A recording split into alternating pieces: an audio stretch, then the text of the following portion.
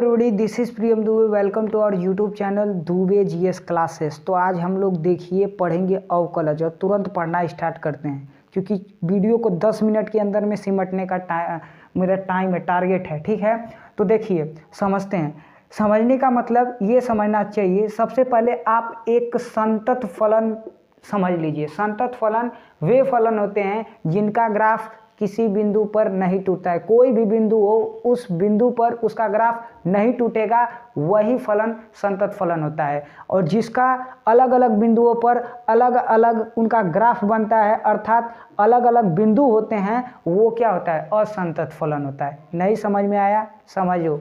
बातों को तो अपने से भी बना लोगे, लेकिन समझना जरूरी है। तो अगर देखिए मैं बात करूं, ये हमारी चीज़ है, ठीक, और ये हमारी चीज़ है। अब बताओ दोनों में अंतर है क्या? अरे मैंने कहा ये तो एक प्रकार से तोड़ तोड़ के बना है और ये तो लगातार बना है। तो जिसमें आपको पेन उठाने की भी ज़रूरत ना पड़े, वो हमारा संतत फलन है। जिसके ग्राफ को बनाने के लिए आपको थोड़ा भी पेन भी नहीं उठाना पड़े, वो कौन सा है? संतत फलन है। और जिसके मान को बनाने के लिए, जिसके ग्राफ को बनाने के लिए आपको अलग अलग जगह पे आपको ऐसे ऐसे करना पड़ रहा है, वो कौन सा फलन है? असंतत फलन है। और वैसे मैं बता दूं, असंतत फलन तो है, असंतत फलन ये है, ठीक। ये 11th में महत्तम पूर्णांक फलन के नाम से जाना जाता है। इसे स्टेप फंक्शन कहते हैं, परंतु ये एक असंतत फलन है, ठीक है, याद रखिएगा। और ये कौन सा है? संतत फलन है। ये हमको पढ़ना है आगे चल के, अगर समझा जाएगा तो। और यहाँ पर अगर मैं ऐसा बना दूं तो भी संतत फलन है, अगर मैं ऐसा बना दूं तो भी संतत फलन है, और अगर मैं ऐसे ऐसे बना दूं तो भी हमारा संतत फलन है। ये हमारा संतत फलन का ग्राफ है, ठीक है।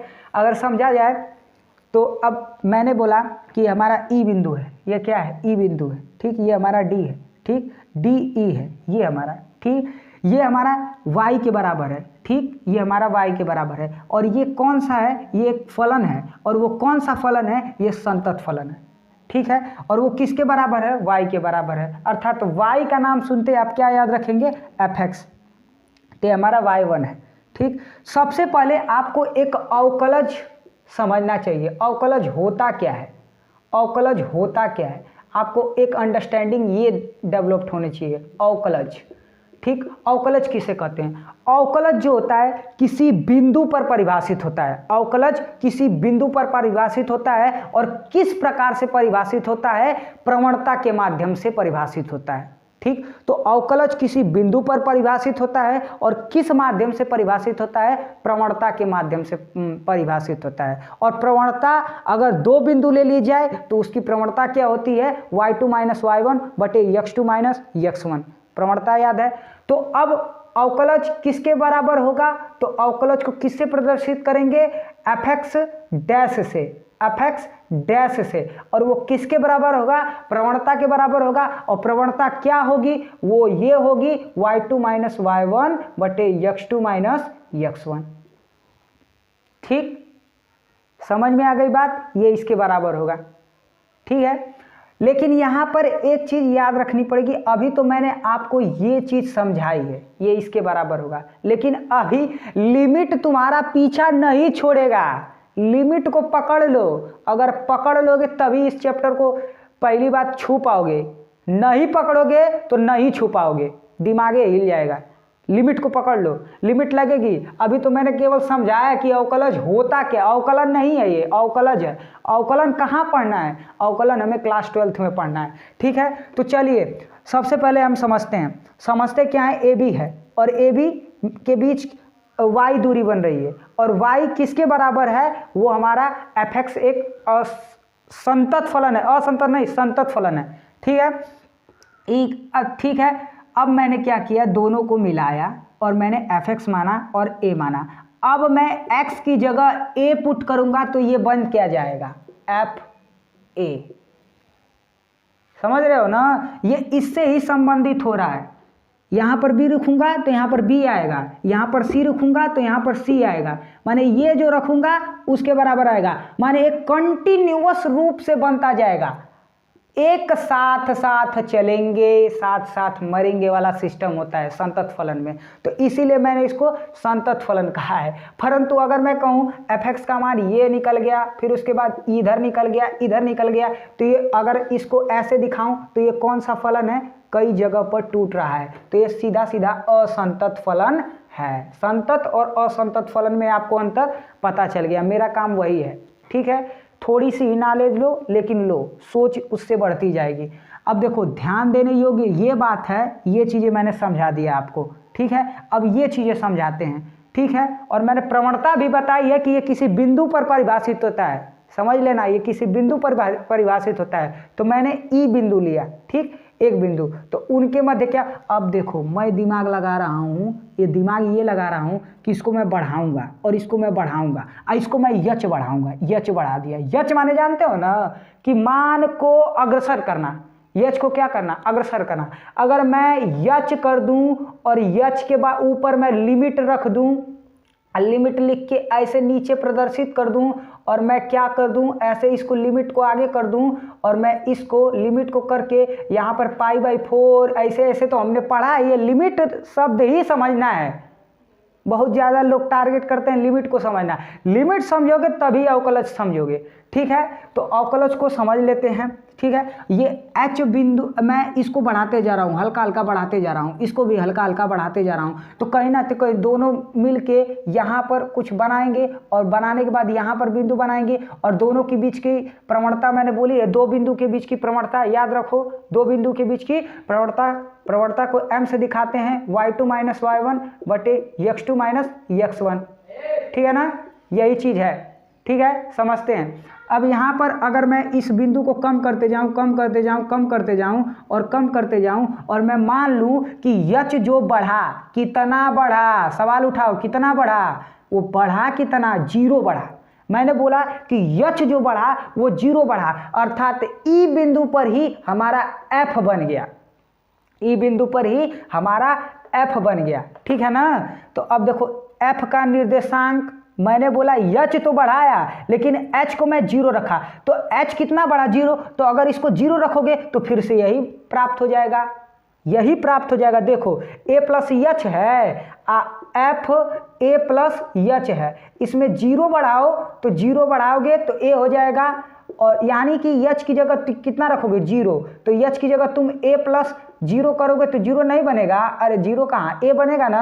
अब फिर उसके बाद f है, तो a की जगह तुम क्या करोगे, a ही रखोगे, परंतु h की जगह तुम 0 रखोगे तो ये फिर से क्या बन जाएगा, f a बन जाएगा। बना कि नहीं वही चीज़। ठीक है, x मैंने कहा कि x की जगह a डालोगे तो ये f a बन जाएगा, मैंने कहा b डालोगे तो ये f b बन जाएगा, c डालोगे तो f c बन जाएगा, लेकिन ब्रैकेट के अंदर बनाना, फलन है ये भी याद रखना। कौन सा फलन है मैंने वो भी बताया, संतत फलन है ये। ठीक है, अब समझ लेते हैं, कल्पना कर लिए। ठीक है, ये सब लिमिट में लाने के लिए सब खेला हो रहा है, और लिमिट को जरूर पढ़ो, गड़बड़ाओगे नहीं तो एकदम गारंटी है गड़बड़ाओगे, सवाल हिलेगा ही नहीं, इतना याद रखो। ठीक है, सभी लोग, बड़े भी लोग होंगे तो बड़े लोगों का तो मैं सम्मान करता ही हूँ। ठीक है, मैं छोटे बच्चों को, मतलब मेरे भाइयों को मैं समझा रहा हूँ, मान रहा हूँ मैं भाई को समझा रहा हूँ अपने।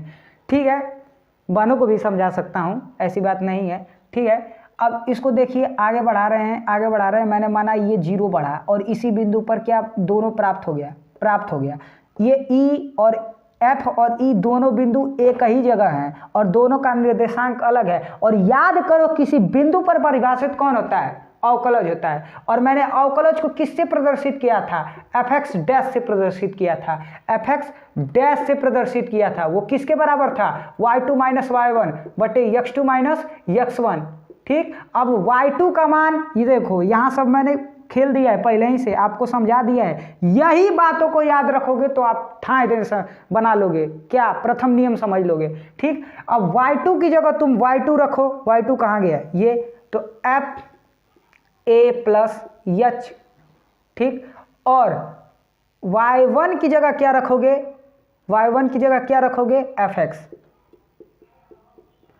और x2 की जगह क्या रखोगे, x2 की जगह क्या रखोगे, a प्लस h, और y2 की जगह क्या रखोगे, y2 की जगह क्या रखोगे?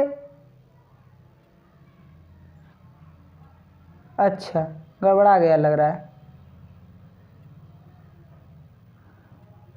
एफ ए प्लस एच, रटने वाला नहीं, देखो गड़बड़ा रहा है लग रहा है। ए प्लस एच हमारा x2 है और मेरा y2 क्या है? ये चीज़ है। तो अगर मैं इसको ये चीज़ कर दूं,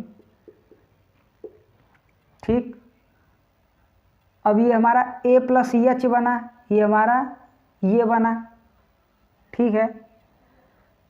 अब मैं देखूं समझूं तो a गड़बड़ है, रुको इसका निर्देशांक निकालो तो गड़बड़ हो गया ये।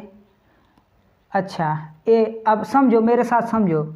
अच्छा ये कितना बड़ा a और x कितना बड़ा h, तो यहाँ पर a प्लस एच प्राप्त होगा। और y है और y है, तो y कितना बड़ा? मैंने बोला ये fx है और fx में मैंने h बढ़ा दिया तो f ये बन जाएगा। अब देखो यही दिमाग तो मेरा खराब हो रहा है, मैंने खुद लिख के खुद ही फंस गया। x2 में y2 कहाँ से लाओगे? x2 में x1 लाना है, तो x2 है तो x1 देखो, x1 कहाँ है? यहाँ पर, तो x2 है और x1 देखो। अब x2 और x1 देख लिए, अब x2 कितना है? a प्लस एच और माइनस का साइन लगा दो, x1 कितना है? a। अब देखो ये चीज़ कट जाएगी, अब ये बना f a प्लस एच और माइनस एफ एक्स और बटे के, ये a से ख़त्म, बच गया एच। ये किसके बराबर है? एफ एक्स डैश के बराबर है। अब याद रखना h क्या है? h को मैंने 0 बढ़ाया है, अर्थात h जो है बढ़ा ही नहीं है लेकिन माना गया है, बाद में जाके बढ़ जाएगा तो लिमिट लगाई गई है। तो h किसकी, यहाँ पर लिमिट लगाना जरूरी है और यहाँ पर लिमिट लगाओगे h अग्रसर है 0 की तरफ और इसे कुछ ऐसे परिभाषित करते हैं, ठीक। ये हमारा है। आप कहेंगे कि मेरे किताब में तो यक्स लिखा है, तो कौन सा दिक्कत है? ए ना मान के उसको यक्स मानो ना, ये दूरी ए ना मान के यक्स मानो, तो ये दूरी अगर ए ना मान के तुम यक्स मानोगे तो यक्स प्लस एच हो जाएगा, यक्स प्लस एच हो जाएगा और ये एफ एक्स हो जाएगा, ये कितना हो जाएगा? एफ एक्स हो जाएगा और बटे के, ये चीज़ तो यही रहेगी ना। कुल मिला जुला के लिमिट का खेला है, अनलिमिटेड में खेलना है, यही हमारा है। इसको ध्यान से देखो, समझने का प्रयास करो। मुझे तो पहले ही समझ में आ गया, तभी मैंने समझाने का प्रयास किया। चलिए देखते हैं इस क्वेश्चन को। अगर बोले साइन यक्स को अवकलज के प्रथम नियम से परिभाषित कीजिए, तो कैसे करेंगे?